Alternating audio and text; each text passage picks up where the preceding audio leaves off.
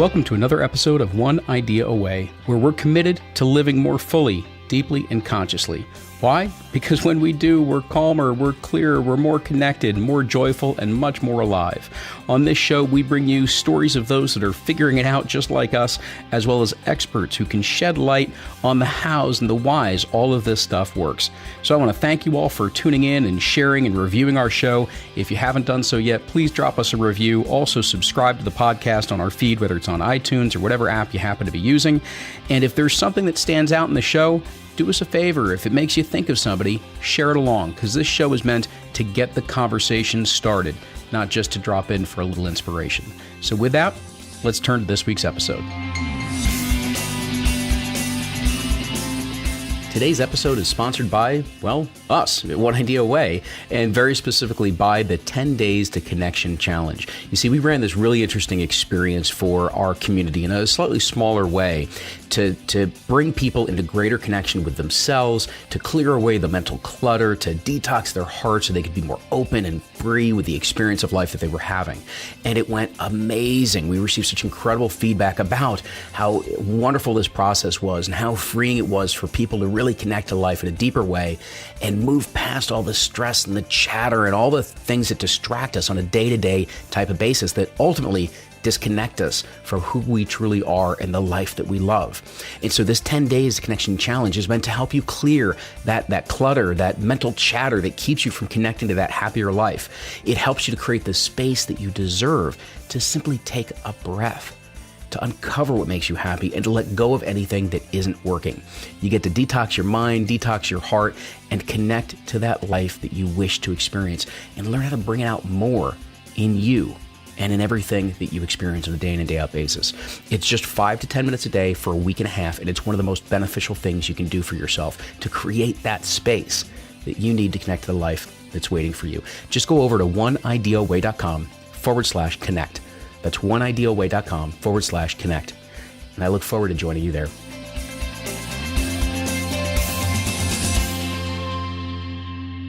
For several years now, I've spoken with clients, corporations, schools, families even, about a completely sustainable and renewable resource that we all have access to, and it could absolutely fuel a brand new way of life.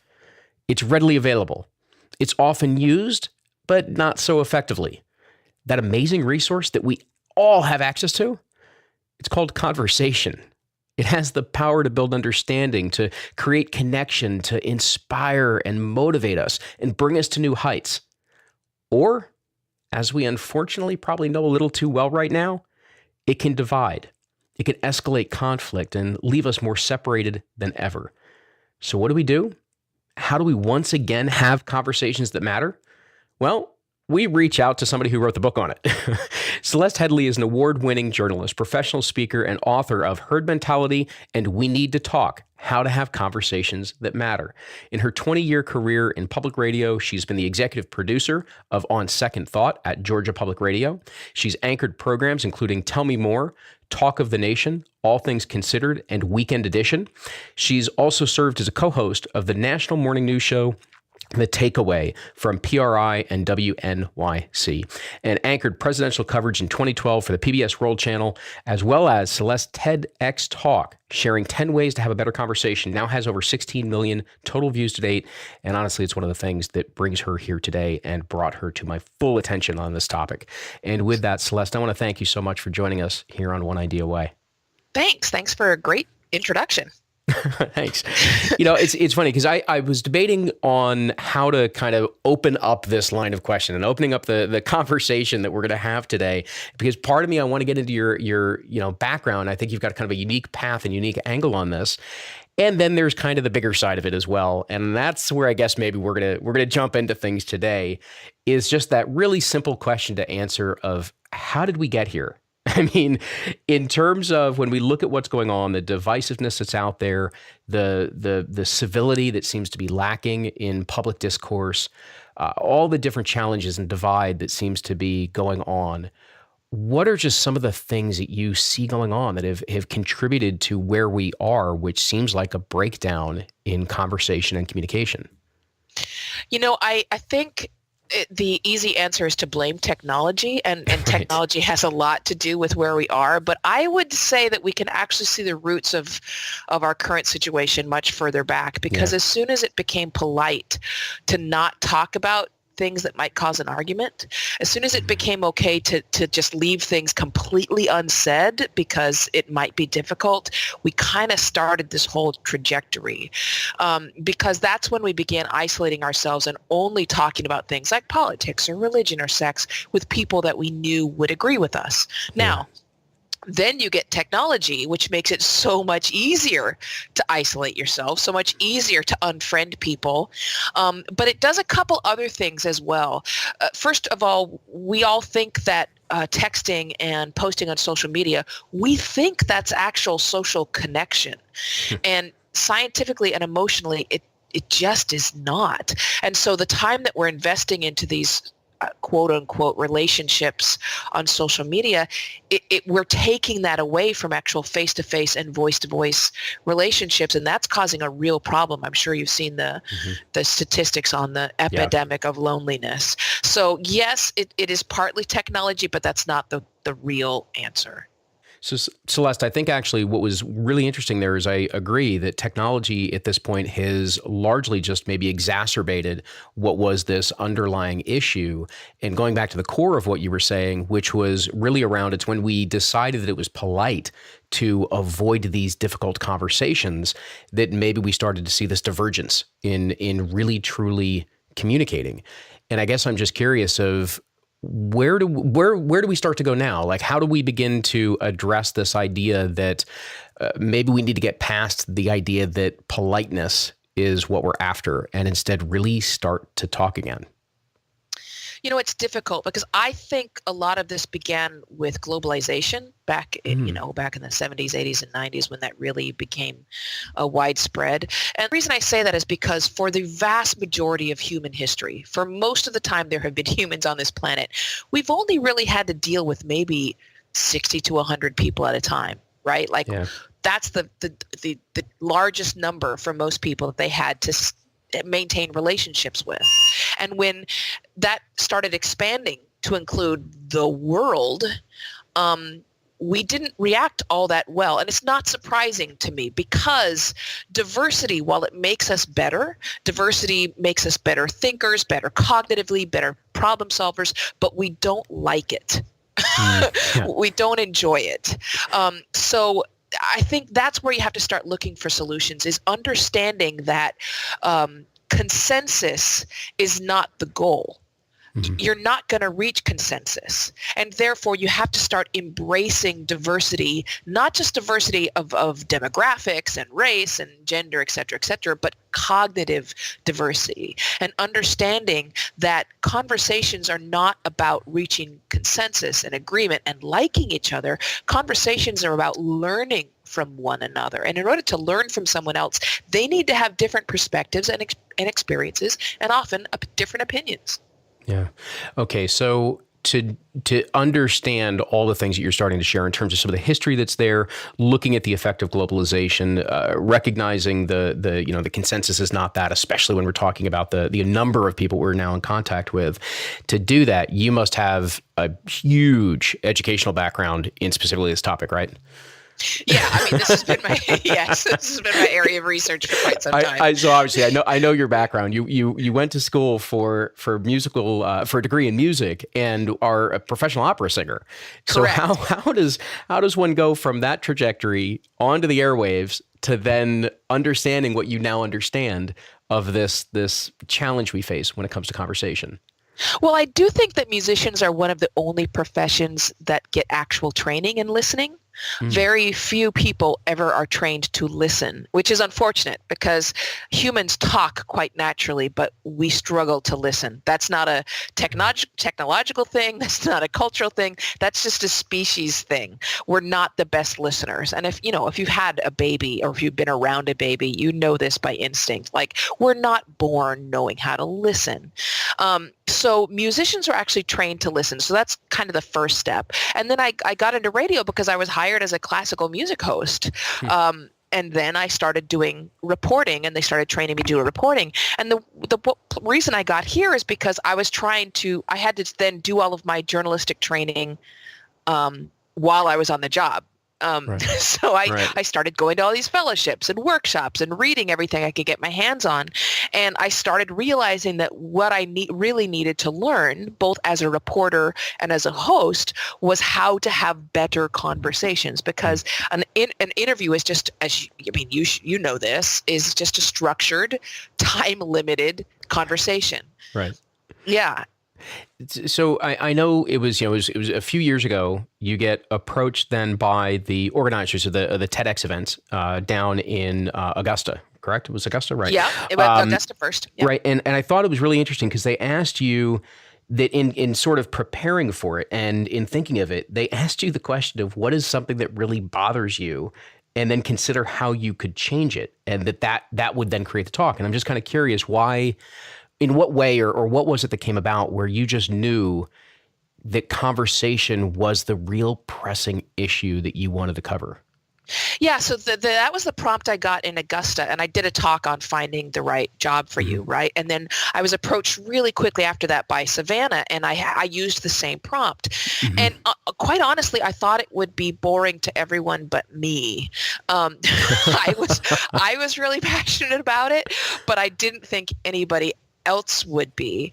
But I've been covering news and especially politics for almost 20 years now. And if there's any place where you can see just the absolute devolution of conversation, it's in politics.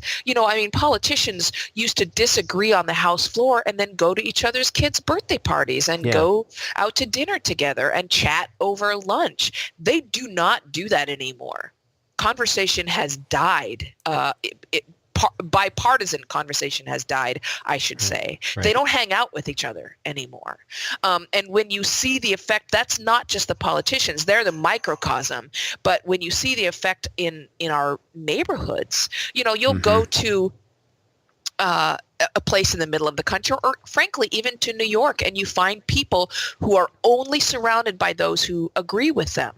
And then we see the effect that has down in Washington. It's really, and there are studies. There's this great study that they titled Fear and Loathing Across Party Lines. And in it, they found that partisanship at this point, in many ways, is actually more severe than racism. In other words, we are more likely to make assumptions based on somebody's party affiliation, whether they're a Democrat or Republican, than we are based on the color of their skin. Yeah. That's amazing. That's absolutely it's amazing. And it's, again, tying it back to one of the previous points that you made around the effect of globalization and diversity, and how diversity is something that can be very intimidating and very scary to us.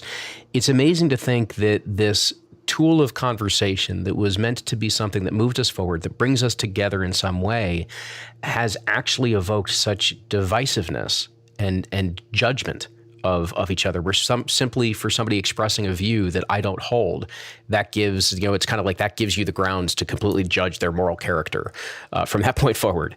And it's amazing to me that we've seen conversation devolve into those types of factions. Yeah, and it's really interesting because, in fact, groups of people are way smarter and wiser than experts.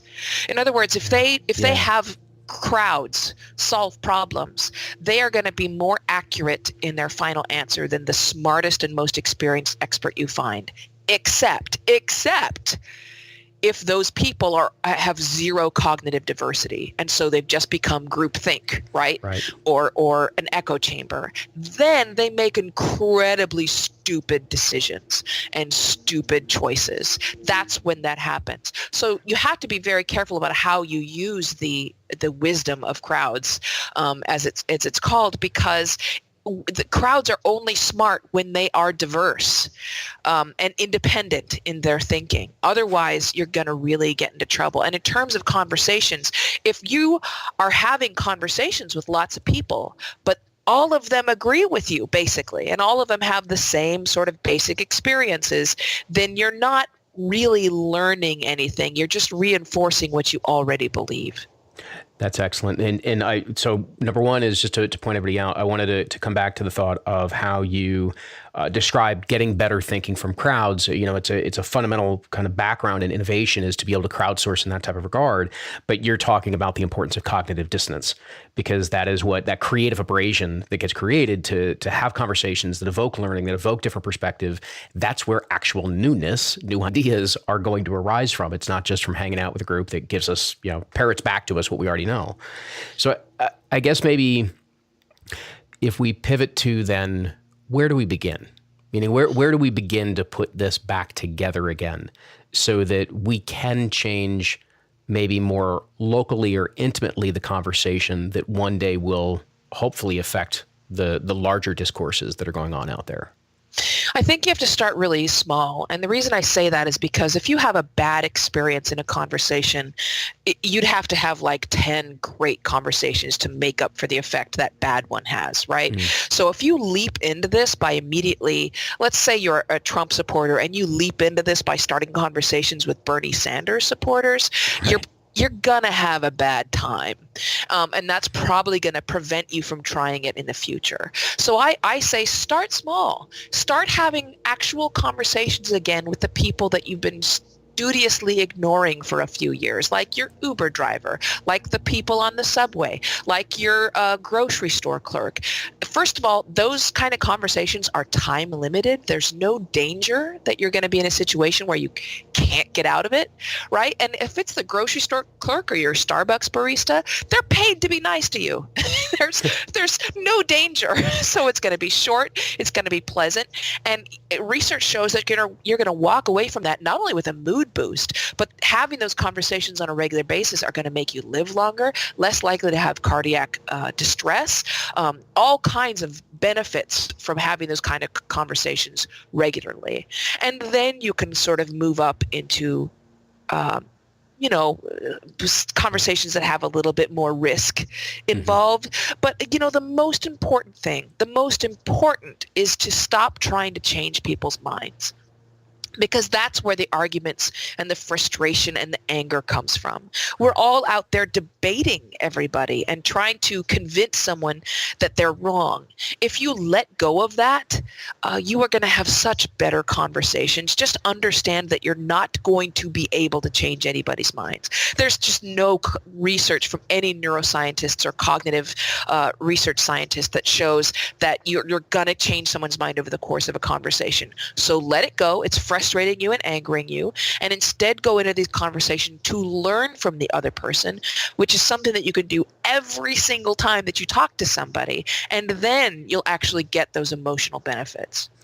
And actually, to that last point, the more that you try to convince somebody within that conversation, the more likely you are going to further entrench them in the view that they have as well. You're going to continue to get them to defend what their point is. That's exactly true. Yeah. Right. So part of what you started to unravel in there, because I want to start to pull this out, because I know this is part of what you then are teaching through the work that you're doing. One is going back to before, that goal of what you're really, really helping people to see is the goal of conversation is to learn. And so that idea of having conversation with those who have maybe been on the periphery or are there, but are, maybe not intimately, you don't know them. It's the newsstand, your Uber driver, the subway on the taxi line or what have you, because you're starting to evoke the ability of probing your own curiosity, building that muscle of curiosity, of just genuinely getting interested in people and where they come from and why do they view things the way that they view. And again, that then to me goes back to what you described before, which I wanted to go further into as well, is the idea of listening. And why does it seem that listening is so difficult for us to do? So it is difficult. And that's a human thing. Like the father of listening, his research goes back to the early 1950s. And his final judgment was that human beings are bad listeners. And he tested it in a bunch of different avenues, in a bunch of different ways. His research went for a very long time. His name is Ralph Nichols. You can look up a lot of his stuff. But that predates all of this technology that we think has made us terrible listeners. So you have to understand that you have to work on listening. It's not like you can go to the gym and have a really great workout and be like, okay, done with working out for the rest of my life. You have to keep at it. And it's the same thing with listening. And the other thing about it is that it is tough. It requires energy and focus. And in fact, they've shown that it can even burn a trace amount of glucose. Not enough to help you lose weight. I want to make that clear. But it does burn energy. So realize that you're never at any point going to say, okay, and now I'm a great listener and done. I don't have to work on that anymore. It's a daily practice. In some cases, when you very first start, every conversation you're going to have to go into it and remind yourself, I need to stay focused. I need to listen to what they're saying. I need to stop preparing what I'm going to respond with and just listen to what's being said to me. That's that constant practice, but it has become harder. If we were already bad listeners, Luke, imagine how much harder it is now that we're in this epidemic of distraction, where we have cell phones in our pockets or our purses that research shows us those cell phones are distracting our brains to a pretty significant extent. In fact, if you're sitting at your computer and you have your email client open at all times, your IQ drops by 10 points because part of your brain is occupied in thinking that you might get an email, and it's in ready mode. It's an alert mode. So that our listening has become so much worse because part of our brain is distracted all the time.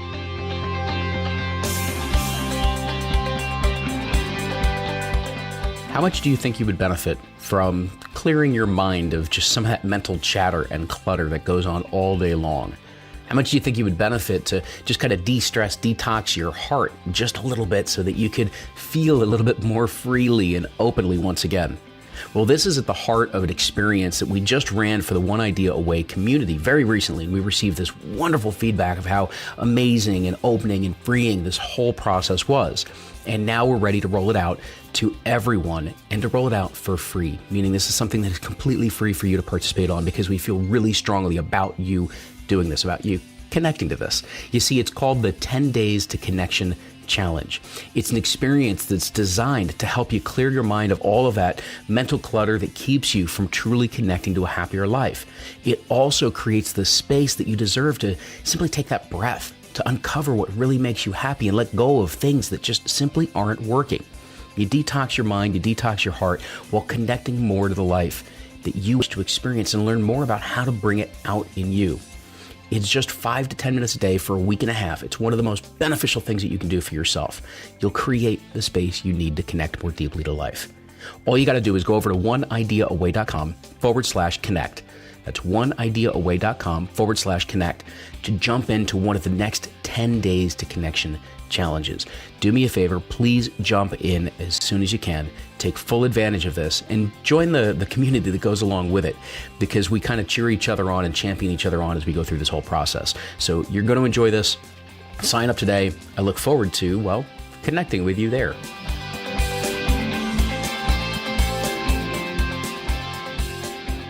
Well, and even to go continue that path of this age of distraction that we happen to be in, with all of the things that you just mentioned, we're literally wiring our nervous system to constantly jump around by having all of these, the devices and the email client and all these types of things that are always open to us, and we're wiring ourselves that way.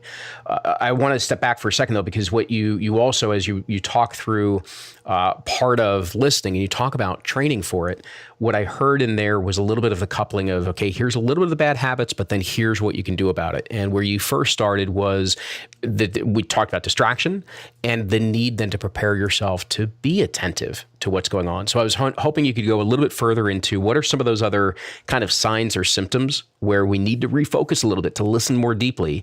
And what are some of those strengths that we can start to focus on building even more so we can convert our ability to listen more deeply and therefore converse at a very different level? So one of the signs that you're maybe not listening well is that you come away from conversations not able to remember what you just heard. That's a big one. Yeah. And it seems an obvious one, but it's amazing to me how little people actually are intentional about their conversations. So even if you just start paying attention to your own behavior in a conversation, you're ahead of the game. One of the things I tell people to do is make a list of the 3 or 4 things that they hate the most when other people do them, like interrupting you or whatever it may be, talking over you, whatever. And then without telling people what that list is, go to the people who are closest to you and say, listen, I need your help. The more honest you are with me, the more you're going to help me. So I'm looking for absolute honesty. Look at this list and tell me how many of these things I do. And you might be surprised by what comes back at you. So, I mean, that's a first thing, is sort of the awareness has to come first, and a lot of times people realize when they begin to become aware that they're kind of repeating the same facts and ideas and thoughts multiple times, which is another sign that maybe you're not listening, because it means you're almost like a politician. You have talking points, and these are these interesting facts you have that are persuasive or whatever it may be, and you tell them to all kinds of different people because you're not actually listening to what they say and responding to what you've heard. That means you're probably just waiting for them to take a breath so that you can start talking again. Yeah. And one of the ways to fix that is to start, in fact, this is one of the only ways, is just to start practicing mindfulness. Start practicing a little bit of mindfulness meditation. 5 or 10 minutes a day is going to make a huge difference, because what that meditation does is it teaches you how to let thoughts go into your head and then out of your head and then return to the breathing, right? Yeah. And that's basically the same thing you're doing in conversation. You're letting the thoughts come in and then go out and then return to what you're hearing. It's amazing how often in just completely varied conversations that have been taking place on this show, how often mindfulness gets brought up in the exact context you're talking about. And I think part of what you just expressed, and just what I wanted to extract for everybody, is that, one, you're building the muscle you described, which is the ability to allow thoughts to pass through and then come back to where you were present. And it's a muscle that you're building of being able to return. And there's also, because I remember reading something also within your book of that magic that can occur in the pause in a conversation, right? So that you actually have the chance to sit with what it is that you've just heard. And mindfulness and other types of practices like that get you comfortable with that pause again, because silence and stillness is not a bad thing. It's not, but it makes us uncomfortable, right? I mean, it makes us so uncomfortable that police detectives use it as a way to get people to confess. It's an interrogation tactic. It absolutely is. That's how uncomfortable we are with silence. If someone else isn't talking, we just start spouting off whatever we know. But you're absolutely correct that is one of the things that mindfulness and meditation teach you, is to be comfortable with silence. And I will tell you another benefit of that is it helps you to start being comfortable with being in a state of being and not doing. Yeah. Our whole culture, and this is true of the entire English-speaking culture, us, the UK, Australia, we are almost always in a state of doing. And we almost feel like that's a virtue, like that idleness is somehow a character flaw. But it's, the fact that we are never truly idle, that we never feel bored anymore is pretty corrosive to our cognitive abilities. The human brain, it does not do its best work when it's constantly on. And anything that you can do to give your brain a rest so that it can be refreshed, so that during that rest time it can be working on stuff in the background, that's a good thing. So meditation has all kinds of benefits for you cognitively and emotionally. But, a sidebar, it'll help your conversations and your relationships. It's interesting because you also bring up or starting to get at another aspect of this, which is those types of practices, they allow your brain to reboot. And part of what's going on when we're in conversation is that our mind is so filled with everything that's been going on and thoughts that are just constantly ping-ponging around our minds. They've never had the chance to just kind of integrate so that our brain can go, okay, you've got it, let it alone, you can clear your mind again on this. And those types of mindful practices and things along those lines allow our brains to get that space back. So you may not feel like you're active. You may not feel like you're as productive as you need to be in those moments of pause, but they are critical to the way in which you end up showing up and performing later on. It's a different way of training yourself. You make a really good point. And I always say you can use questions this way. They did this massive study of how much time the average person leaves between one person finishing a sentence and the other person starting it. And in this case, they did not do just the developed world. They tested this all over the place. And they found that on average, we leave about less than half a second, which means that worldwide, we're not actually listening to the end of what somebody says before we think of a response. And you can use questions that way. Like if you're listening all the way to the end of what somebody says and you need some time to absorb it, you can say, I'm not sure I fully absorbed what you just said. Can you explain blah, blah? Can you repeat blah, blah? What did you mean by whatever it was they said? And you can use their questions, which not only is a signal to the other person that you're truly listening, but it also is going to give what you talked about, that time for the brain to sort of put into context what it just heard and truly understand it. Yeah. You actually, and I'm trying to remember the exact stat for lack of a better term in terms of reference. I know something that you've quoted before is the rate of speech versus the amount of words that we can hear as well, because doesn't that also tie into the way in which we process and why we do need to slow down a bit? Yeah, it's really interesting. We can speak at somewhere around 150 words per minute or so, but you can think at an up to 450 words per minute. Obviously, that varies fairly widely, but up to 450. And the reason for this is because your brain is trying to give you context, right? There's all this information your brain is flooding you with to try and provide you with more information about what's happening, what you're hearing. The problem is we get distracted by that stuff. Like the way to think of that information your brain is giving you is more like it's CNN at the airport, right? It's going on in the background and you pay no attention to it. So that's the way to think of that. Your brain will never stop supplying information to you. Some of it's useful, some of it isn't. But in general, it's not for public consumption. That's for you. That's not for broad sharing. And the problem a lot of people make is that they take what is an interesting thought that their brain has just come up with or an interesting memory and they hold on to it because they want to share it. Well, that thought wasn't really, that's not the purpose of that. Your brain is just trying to supply you with information and that's it. Yeah. Every once in a while, your inside voice should just stay inside, and it's okay. Yeah. So one of the other things, before we start to bring the conversation around full circle, one of the other things I noticed, and for everybody listening, the book is just filled with just not just great information, but really, really practical ways to move forward on this and really practical ways to build your conversation ability. But I wanted to, we've talked about listening, we've talked about mindfulness, but there were two things that were talked about in the book, but they are kind of underlying the practical skills that you talk about. And I was just curious if you could talk a little bit more about the importance of empathy and compassion when it comes to us being better conversationalists and truly communicating with one another.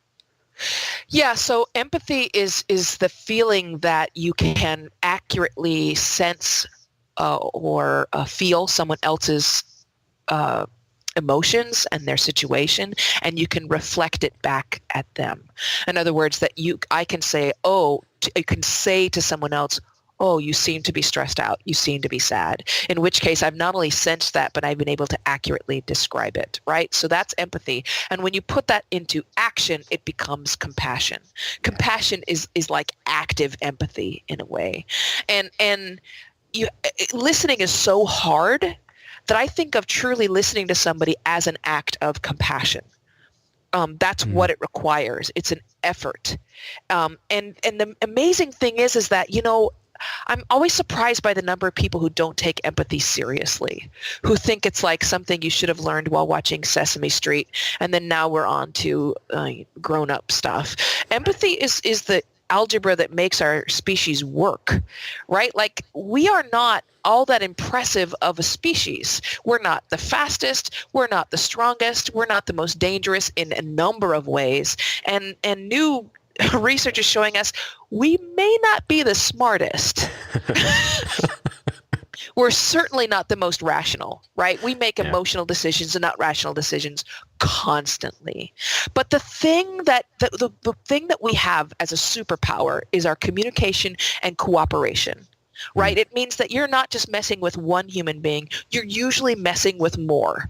So Tiger isn't going to be able to come in and drag a person out of a village night after night after night. The people are going to get together and do something about it. But in order for that to work, you have to have empathy. You have to have people willing to help someone else, even if there's nothing in it for them. And so these statistics that show that empathy has dropped by about 40% in 30 years. And frankly, that measure was done years ago, possibly up to a decade ago. It could be worse by now. These signs that we're getting that narcissism is rising while empathy is declining, that's really alarming to me. But you also find out that the best way to increase empathy, and it can be increased, you're not just born with a set amount, is by listening to someone else's perspectives and experiences. That's it. And we even have research just came out a short time ago that shows that your enjoyment of a conversation goes up as you talk less. Yeah. Well, it part of, because I saw similar research, and so much of it ties to when we are talking less, we're listening more, which basically means we're also more present to what's going on. And that idea of being engaged and being present in where we are is really, truly fundamental to our experience and our well-being in life. The one also, I guess maybe, and I'm just kind of curious for your thoughts on this, slight difference in part of the language that I hear through what you've been saying is that part of that goal is in listening and the empathy and is learning in the process, and listening and empathy and mindfulness are all of those types of things that help us build that learning. And for me, one of those synonyms of learning is understanding. And the reason why I bring that up is that what I'm starting to kind of pull away from some of this conversation of what you've enlightened us on is that it's in that understanding. If we can build that learning so that we can actually understand each other, we can understand where people are coming from, we can understand different situations. Understanding to me is one of those things that is where fear begins to dissipate. It's where uncertainty and ambiguity begin to fall away. We begin to get more confident again. We get more comfortable. We feel safe again when there's understanding, because we feel like we can base things. And yet the only way that we can build most of that understanding is by learning how to properly communicate with each other once again. Yeah, so it's absolutely true. And it has to be civil, right? We have to actually be listening. But what people often think of as conversation in our current time is just one person saying what they know and think, and the other person saying what they know and think, et cetera, ad nauseum, forever. Right. We just take turns spewing what we know. Exactly. That's exactly right. Celeste, one of the ways I like to kind of wrap up some of what we're doing is that when we have these interviews, these are really meant to be the beginning of a conversation, meaning that, I know there's insights and ahas and everything that people will take out of listening to our chat today, but I really want that to be the start of something for them. And so I'm just kind of curious in people that are connected, listening to this conversation, people that have begun following some of the work and speaking and writing and everything else that you're doing right now. I'm curious, what do you hope that's the start of for them? I hope it's the start of them putting their phone away. When you realize how deeply your phone is distracting you, and we have solid research that's showing having it visible is the distraction, right? Yeah. You may feel good if you have it on the lunch table and you don't check it, but it's still distracting both you and the other person. I hope people realize they can invest in conversations simply by putting the phone out of sight. And that's a huge first step. Yeah. So then I'm going to encourage everybody for the next even just 7 days, find opportunities to put the phone away. Leave it in a drawer, leave it in the car when you come home, do whatever you got to do. Get it out, because I know one of the other things right at the starting points of some of the wonderful advice and practices that you lay out is to be there, meaning be where you are. And anything that takes away from that, get it out of the way. Exactly right. Celeste, I want to thank you so much for joining us on One Idea Away, for bringing us a conversation that matters, and really just being of service in the way that you are with the work and messages that you're sharing with the world. I really appreciate it. Thanks so much. For everyone, again, it's Celeste Headlee, and the book is We Need to Talk, How to Have Conversations That Matter. I really do, hope that you check this out. As you know, conversations, building that learning, building that understanding, that's something that's really, really important to us on One Idea Away, because I believe that so much is part of how we create the type of change that we're looking for within our lives, within our relationships, within our careers, and on a bigger level, even within our communities. And as you've heard today, and sort of how I've got my own insights and my own drawing from this conversation, is how much this can lead to deeper understanding and how much dissipates when that understanding really truly starts to take hold. So as always, I want to thank you for dropping in on One Idea Away. And until we meet next week, continue to enjoy the journey. Hey, as this episode is wrapping up, you may be asking yourself, what's next? Well, what's next? I hope that you've been joining in on the monthly live cast that we do for the One Idea Away community. You see, every single month, we gather some incredible guests that are talking about the types of transitions that they've made or are even in the midst of making to create a happier life, to create a life that's more aligned to who they truly are. So we're talking about happiness and purpose. We're talking about community. We're talking about how do we have that modern day success, meaning how do we succeed in our happiness, our well-being, our quality of life, while also making a great living, making the difference in the contributions that we are each meant to make. So when you get involved in the monthly live cast, you can ask some questions of our guests. You can participate with some of the other community members and the ongoing chat that just seems to explode as we get into these deeper conversations throughout the whole hour that we do this. So the only way, though, that you can get these special episodes is when you register for them. It is free, but you got to register to get involved and continue the conversation as we're always talking about. So just hop on over to oneideaaway.com/livecast. And oneideaaway.com/livecast. Join us there, get involved in the conversation, get involved in the community. I can't wait to continue the conversation with you.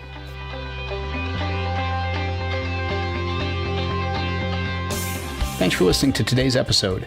If you really enjoyed it, do me a favor, let us know. You can keep the conversation going and send us a message on our Facebook page, which is simply One Idea Away. Go ahead and tag me in the post or even just direct messages. Also, I would be incredibly grateful if you could share this episode along with someone that you believe could benefit from hearing the ideas and the messages that we got into. That's pretty much why we do this. So you can just go ahead and share it from your app or email it along, whatever works for you. The point is to share, to talk, to discuss, and keep the dialogue going, because it's in those conversations that ideas can take hold and create profound shifts in perspective. That's what allows us to live life more fully, deeply, and consciously. As always, we would love to see you post a review for the podcast in iTunes or whichever app you're using. And until next time, remember, you're never more than one idea away from a whole new reality. This is Luke Iorio and One Idea Away, signing off.